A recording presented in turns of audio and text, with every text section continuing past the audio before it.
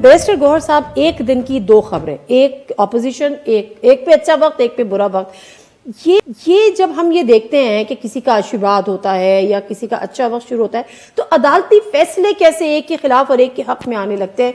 ये सिस्टम किस तरह से चलता है? देखिए, ये सिस्टम और इसके इदारों में बहुत बड़ा सवालिया निशान है। बिल्कुल ऐसा नहीं होना चाहिए। ये एक बहुत इंपॉर्टेंट केस था जिसमें उनमें इंडाइट होना था। इंडाइटमेंट के बाद फिर वो प्राइम मिनिस्टर बन गए थे। लेकिन सबसे बड़ी बात यह है कि अदालतों को ये देखना चाहिए, ये वो केस है जिसका पूरा ट्रायल नहीं चला था। एक एप्लीकेशन आई है और एप्लीकेशन में उन्होंने इक्विटल मांगी है और इनकी इक्विटल हो चुकी है। ये एक वक्त पे ऐसा भी हुआ था कि ये सारे केसेस बंद हो चुके थे क्योंकि 50 करोड़ से ज़्यादा जो अमाउंट थी वो सुप्रीम कोर्ट ने डायरेक्शन, इन्होंने लॉ पास करवाया था कि वो नहीं चलाएंगे।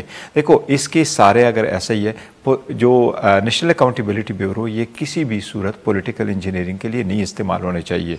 होता है, देखो, लोगों की रिजर्वेशन ज़रूर रही है, लेकिन अगर ये वाले केसेस शुरू हुए तो ये उस वक्त शुरू हुए थे जब चेयरमैन जावेद इकबाल साहब थे। और जावेद इकबाल साहब को नून और पीपल्स पार्टी दोनों ने ही लगाया था और बारहा पीटीआई ने कहा था कि उन्होंने किसी भी सूरत किसी भी केस में कभी भी इंटरफेरेंस नहीं की थी और कोई भी किसी भी केस को पीटीआई ने इनिशिएट नहीं किया था नेब का किसी के खिलाफ भी, या अगर कहते तो उन्होंने इंडिपेंडेंटली किए। देखो, उसमें एक सबसे बड़ा सवालिया निशान है, वो सबसे ये कि जब अदालतें हम कह रहे हैं आज़ाद है और है भी, और अदालतों की तरफ से एप्लीकेशन है, इस किस्म की डिसीजंस आ जाती हैं, तो 99.9% उनकी डिसीजन भला सही हो, लेकिन अगर वो ऐसे केसेस में ऐसे फैसले दे आ जाती है जिनमें से उनकी क्रेडिबिलिटी पे क्वेश्चन मार्क आता है, तो अदालतों को चाहिए कि वो ऑब्जर्वेशन ज़रूर दे, क्या ये इन्वेस्टिगेशन सही नहीं हुआ था, क्या वो जो है कोई इस वक्त कोई गेम किया जा रहा है। क्योंकि ये देखे, इसके जो स्टेक होल्डर है वो पब्लिक है।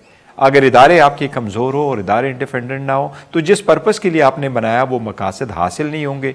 तो आप अगर मुल्क से करप्शन ख़त्म नहीं कर सकते तो आप मुल्क को कभी भी तरक्की के रास्ते पे गामज़न नहीं कर सकते। Very true.